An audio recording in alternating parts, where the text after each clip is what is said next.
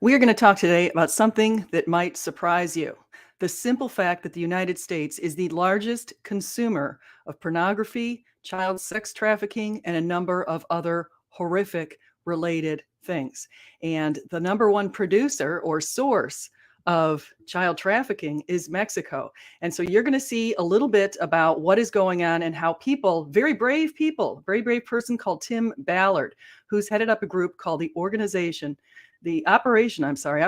Underground Railroad, or OUR. He's started this organization well over a decade ago and has rescued numerous children from very dangerous places all around the world. Here is the trailer of a movie that is about to come out that's going to discuss this. So let's listen to the trailer. Then we're going to listen to a little bit with Tim Ballard and Jim Caviezel. And then I'm even going to go over to a woman who has been on our border, worked on our border from the Department of Homeland Security, and listen to what her story and her testimony to Congress is, because that is also very interesting, eye-opening, and something that really needs to get out there. We are not doing enough to protect our children. We need to do more. And so that's one reason why I'm bringing this video to you. I figure I'm too small of a channel to get Jim Caviezel or Tim Ballard or really anyone else on my channel. So I actually asked Tina Rodas if she would come on my channel. We'll find out if that's going to happen. But I'm also going to talk about her testimony to Congress.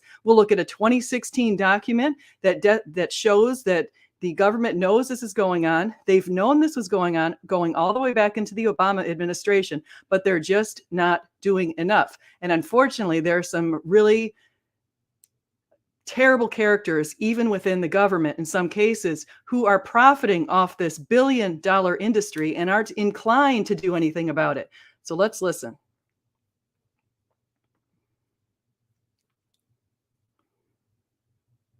It's not. How many pedophiles you got? 288. How many kids you found?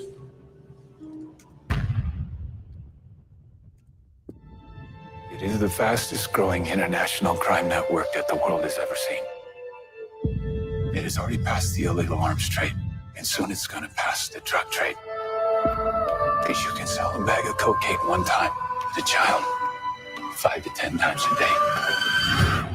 God's children are not for sale. How long have you been doing this? 12 years now. How many pedophiles you got? 288. How many kids you found? Timoteo, por rescatar niños, ¿verdad? ¿Puedes ayudarme a encontrar mi hermana? Te lo prometo. For Homeland Security, you know we can't go off rescuing Honduran kids in Colombia. Which means she'll disappear for good. Imagine walking into a room right now, seeing an empty bed. What we do? You quit your job and you go and rescue those kids. So at this moment, she could be a block down the road, or she could be at Moscow, Bangkok, LA. She's a major operator. It's all rebel territory. No one goes in. Not the army, not the police, not us. What if this was your daughter? There's no Marine unit coming. You're on your own. This job tears you to pieces. And this is my one chance. Put those pieces back together. When God tells you what to do, you cannot hesitate.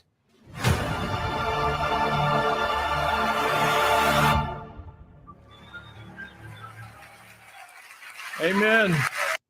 He's so right. I just wanted to point out something really important about this movie. It comes out July 4th. It's really important that all of us go to see it. We'd like to blow Disney out of the water when we go to see it. I just realized as I'm playing this as well that I'm probably going to end up having to take the trailer portion off of the video. So if I end up having to do that, well, so be it. But it might be because there's music in the background that I do not have the trademark to. So there might be a chance that I end up having to take that video down.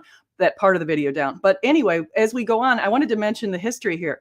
Tim Ballard, as I mentioned before, he had been working for the government in the Department of Homeland Security as a special agent. And he was unable to do some of the things he wanted to do around the world to rescue, say, Honduran kids over in Colombia. So he decided he would go out on his own and form a private organization. Again, it's called Operation Underground Railroad. And so we're going to listen to what he has to say, but I wanted to bring in some other very interesting things as well. But let's get a feel for a second here of exactly how big this industry is. And we'll talk a little bit more about what motivates them. So here we go. And in the center was Jesus. And then he's looking at them, all the Marvel characters, and he says, "This is how I saved the world." Tim represents that. Yeah, amen.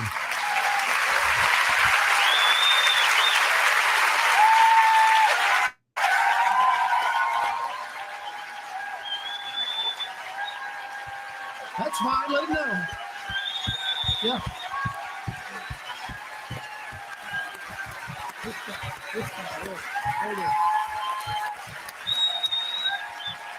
Thank you. I need to tell you something, though. I need to tell you something very important about these guys.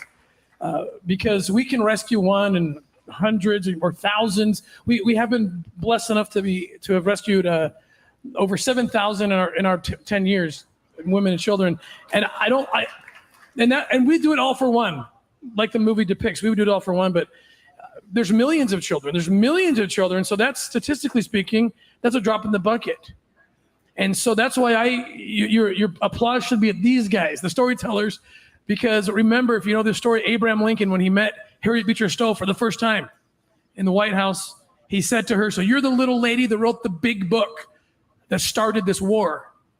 He was recognizing that it was the storytellers, Frederick Douglass, Harriet Tubman, Harriet Beecher Stowe, that's what shaped and changed the foundation, and it caused Lincoln to turn to God and change everything about the purpose of the war, about liberating the captives. So we need storytellers because that's when millions get rescued.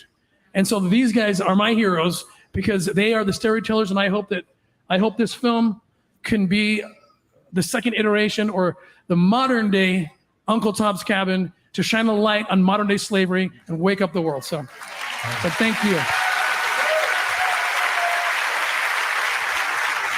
As a note, the people are in the audience, they're very enthusiastic because they, fortunately for them, just got to watch the movie. They saw the whole thing. And so that's why they're giving out such a tremendous applause for Tim Ballard and the others. There's a statistic at the end of the film that comes up that the first time I saw it, I had no idea it was at that level. Again, it's 152 million?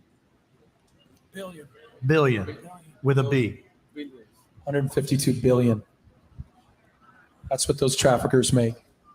Can you believe that? Always follow the money. 152 billion. It's business. And it's so hard, Jim, it's so hard for everybody to grasp they're doing this to people. Can I give you what Tim told me? Yeah. So it'd be like every sports team, NFL, Major League Baseball, NBA, combine that. Now let's go to the World Cup soccer, all the countries, grab all those countries, combine it. And then let's take every 18-year-old that's going to graduate high school and send them to Stanford for a 4-year degree. Now you're talking 150 billion. That's staggering. It's hard to comprehend that. Eduardo, I mean, when you know, the film shines a spotlight on, and you just said that, Tim, about on this industry that we all kind of had an understanding of that this was out there, more so recently, but we have this, and I say we, I'm saying most Americans, and I know we have other countries watching, and it may be this way for you too, but most people believe, oh yeah, you know, it's horrible what they're doing over there in South America and what they're doing in Colombia. The reality of it being in America is something that it's been so far undercover that most of us had no idea it was at that level. Why has it taken so long, do you think, for us to see that light? Well, all I can say is that when I met this real hero 8 years ago in Los Angeles, California, and I learned what he was doing, traveling around the world with his team undercover, rescuing children who were kidnapped for sexual exploitation. Children. 3-year-old boys, 5, 6, 7-year-old girls who are being raped 10 to 15 times a day for many years. And after decline, decline doesn't want them anymore because they're not fresh anymore. They jump into the second business in the black market of organs traffic. They open them and sell their parts. And I was in shock. Gotcha. I was in shock. And he said to me, Eduardo, it's very sad what I'm telling you. But it's more sad now that you know if you do nothing. It's more sad than now that you know it, if you do nothing, what are you going to do? Right. I ask myself and I ask God, what can I do to end child trafficking? I'm a filmmaker. I have I don't know how these guys, they manage weapons, right? They're experts. I said to Tim, I have a weapon of mass instruction and inspiration, film, Yeah. and I'm going to use it. So I made a promise to God that I will dedicate my life to end child trafficking through the art, through film. Yeah. Thanks be to God. And I said to him, but Tim, what, United States, this is a global problem, right? It's a global problem. U.S. is the #1 consumer of child sex in the world. So did you get that? That was the hard part that I was stunned by. The United States is the #1 consumer. And I just wanted to highlight a few things about these men. One thing is Jim Caviezel adopted 3 children from China, 3 children who were given up for adoption by their parents because 2 of them had brain tumors and 1 of them had cancer. And so Jim has been putting them through, getting them the health treatments that they need. Very dedicated man, very good Christian. And also you have Tim. Tim is the father of 9 children. Some of those children are adopted and he had rescued. So one of the places he'd gone to rescue children is down in Haiti. What happens with these particular traffickers, these disgusting people, is that they're opportunists. They go to places where there's a tragedy. Like in Haiti, after a hurricane hit and a lot of children had been orphaned, they set up a phony orphan agency and brought the children in and then started trafficking them, imprisoning them in this horrible place. So that is something that they do. They also, Tim has gone to Ukraine, and in the Ukraine, there have also been situations where there's orphaned children or children who are having difficult times, and he has identified and was able to root out a government organization from the Netherlands that was also trying to legalize the sex trade, trying to legalize having sex with very young children, trying to do a number of things, but they had been trafficking kids out of the Ukraine. So we've got a lot of problems going on around the world. We've got some heroes, but let's look at what's happening at our border right now, because this is another thing that I think is going to very much concern you. So here we go. So I want to say thanks to everybody who's here so far. Great to see you. So here we go. Let's get this next one. Why is this not letting me do it? Okay, so here we go. Okay, so we're going to share the screen. I'm going to show you the next situation. And this is coming in here from Tara Lee Rodas. She was testifying not too long ago, but this goes back. You're going to see a document that she's going to mention here from 2016. So let's listen to this testimony and hear what you have to say about this. Children will work overnight shifts at slaughterhouses, factories, restaurants to pay their debts to smugglers and traffickers. Today, children will be sold for sex. Today, children will call a hotline to report they are being abused, neglected, and trafficked, and we don't know if they're going to get the help they need.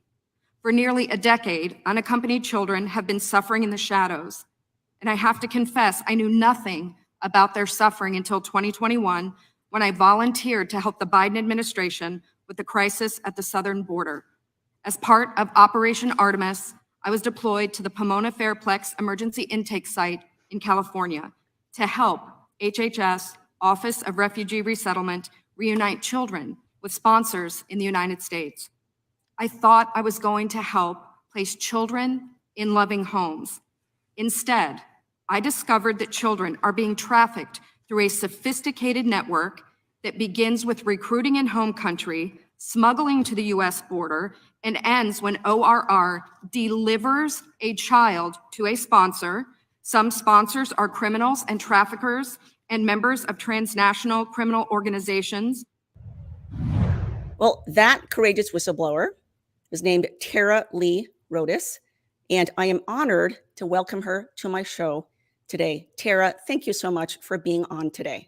I wanted to mention before I go into this interview just a little bit here is you can also go to either of these videos. I put the full video in the description, so feel free to go down there and have a listen. Well, thank you so much for having me. And thank you for shining a light on what we now know is government-sponsored, taxpayer-funded child trafficking. So I really appreciate you. What's happening is, as you probably heard, these children show up at the border, and our government and our tax dollars are spent flying them out to their sponsor. The kids show up with maybe the name of the sponsor and a phone number in their pockets. That number had been planted, of course, by the people who had trafficked them. And the government looks at it. They don't run DNA tests. They don't do anything to ensure that these people have a good background. They don't even run background checks. Rather, they put the kids on planes or trains or anything else, fly them out there at our expense so that they can go be tortured. In many cases, they're enslaved, they're put into work, they're put into sex trade, all kinds of terrible things are happening to these kids, and it's right under our nose. This is very serious stuff. Now, from what Tim Ballard said, he said 88,000 kids each year are trafficked into the United States, coming in on the southern border and spread all over the country with some really horrible people. So we need to make this stop. There needs to be much better practices at the border. Again, this started under the Obama administration, and it was not properly addressed through Trump. It hasn't been properly addressed through Biden. This needs to have attention, and I think that the video that's coming out is going to show some attention. Now, here we go. Let's just jump right into it. You sent me a 2-page fact sheet yesterday before this interview. I was looking through it, and I have to tell you that I was utterly shocked. I've done a lot of digging into corruption during my career as an investigative journalist. I didn't know any of this. So let's just start from the beginning here, because I'm going to read some bits from your fact sheet. So you actually volunteered for the unaccompanied children program run by the U.S. Department of Health and Human Services, and you said you started reporting incidents of smuggling and suspected child trafficking through HHS chain of command in June of 2021. You disclosed, well, first of all, tell us what you found out, and then tell us about the retaliation that you faced as a result. Sure. And one thing that might be helpful for people to know is when they hear volunteers, sometimes they just think, well, it's an average person, but I was what was a federal volunteer. So people may remember that the administration at the beginning of 2021 sent out a call across all federal agencies to get vetted employees to help place these children coming across the border with sponsors here in the US. So I've worked for the federal government for more than 20 years. I'm a vetted employee, and so I was eligible to go and volunteer to help with the children, not knowing that one child had ever been trafficked through the program. So I'm there, I'm on the site, I'm a Spanish speaker, my husband is from El Salvador, and I thought, what better service could I give than to help these vulnerable children be reunited with their families? Because that's what it said we were going to do, is help put children with families. And I found out very quickly, it only took a couple of weeks working in case management, and children are crying, and the stories that they're telling to their case manager is not the same thing that the sponsor is telling, nor does it match what the case manager is hearing from home country. So that seemed very strange. And then I was hearing children screaming for their parents. And I thought, well, if we're sending to their parents, why is there all this drama? And it didn't take us but about 2 weeks of working when we realized that there were suspicious sponsors. And this is before I knew that one child had ever been trafficked through the program. So we found 2 of these suspicious sponsor cases. And then someone sent me the Senate report from 2016. So let's zip over to that. That's what we're going to see next. We're going to look at the Senate report from 2016. So the government is well aware of this. Okay, the government first identified these problems going back to the Obama administration. So here we go. Let's take a look.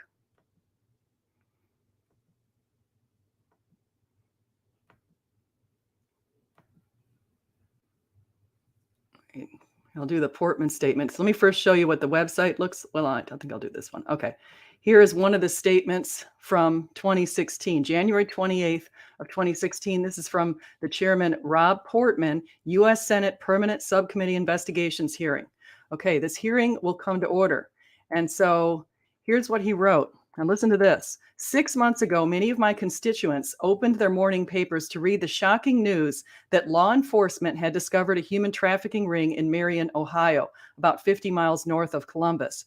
6 defendants were charged with enslaving multiple victims, including at least 6 migrant children from Guatemala, on egg farms in Marion County.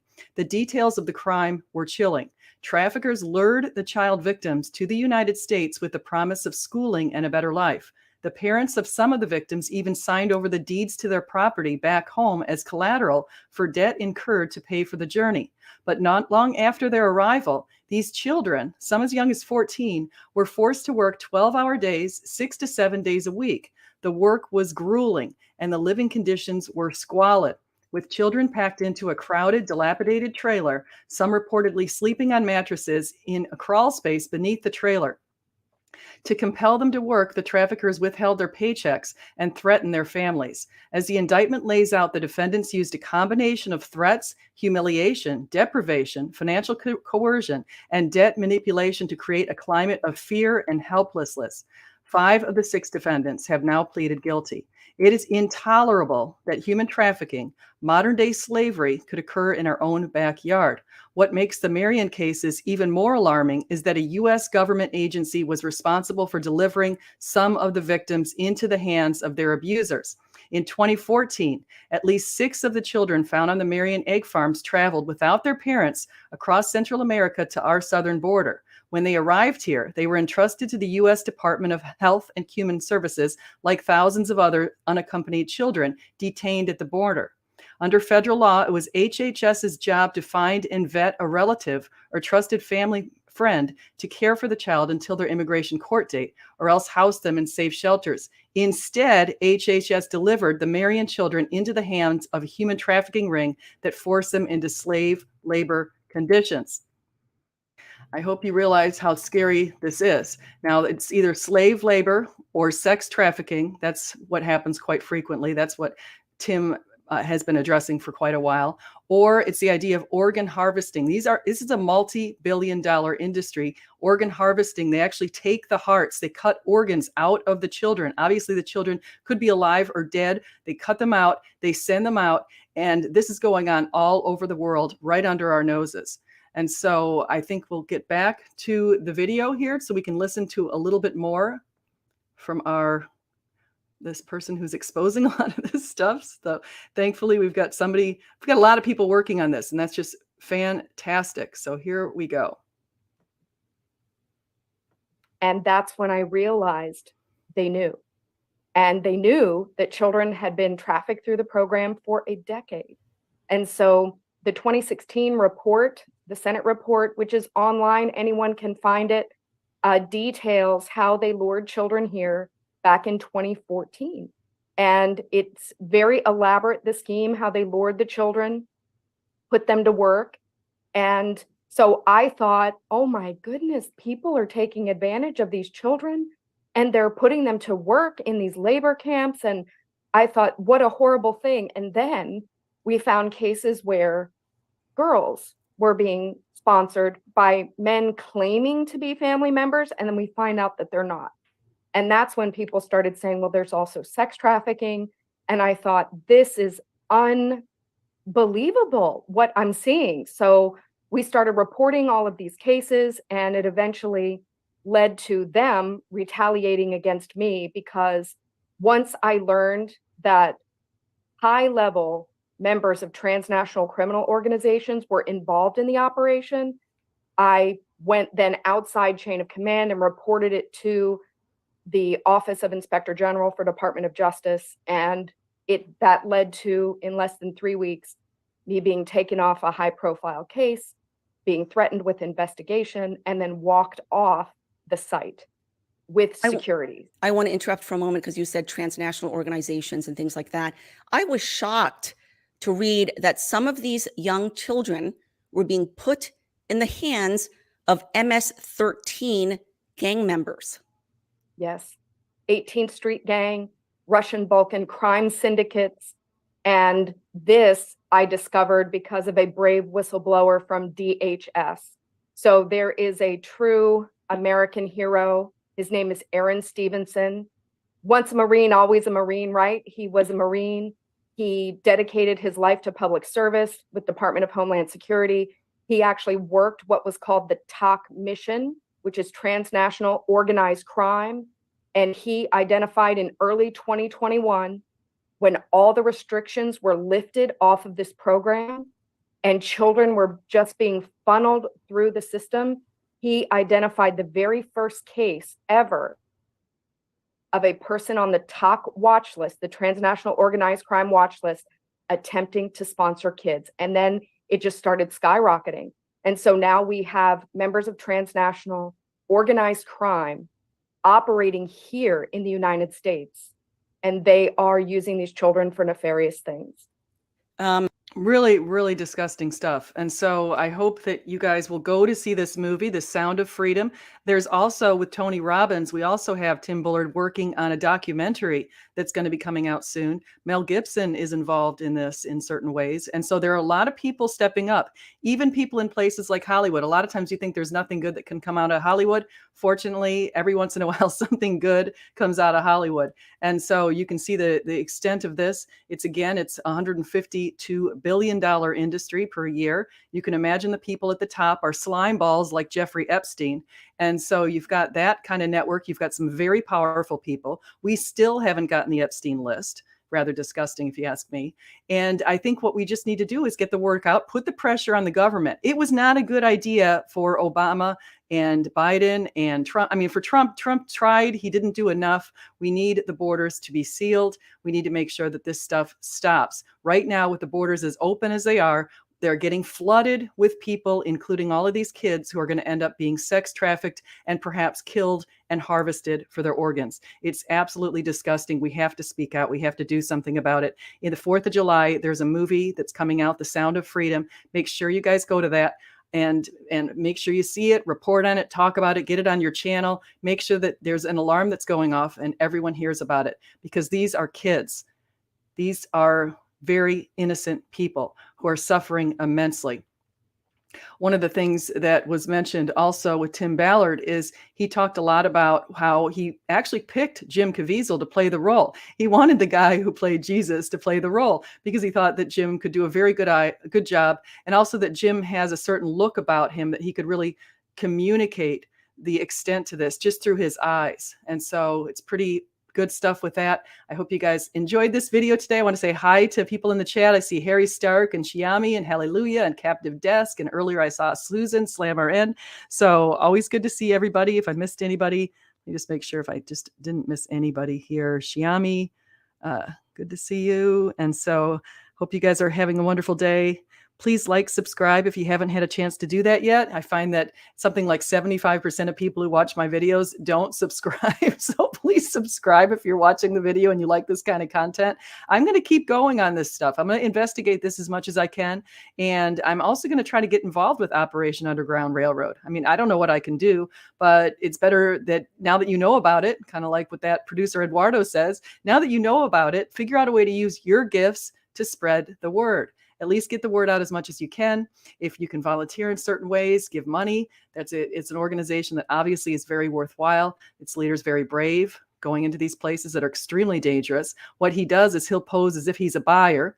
He'll have the person begin to make an offer. Then he goes and alerts the cops, the local law enforcement, lets them know what he's going to do. Then he goes back with maybe a video on him, some sort of recording device, and he starts that whole process. And at a certain point, he'll say some sort of code word.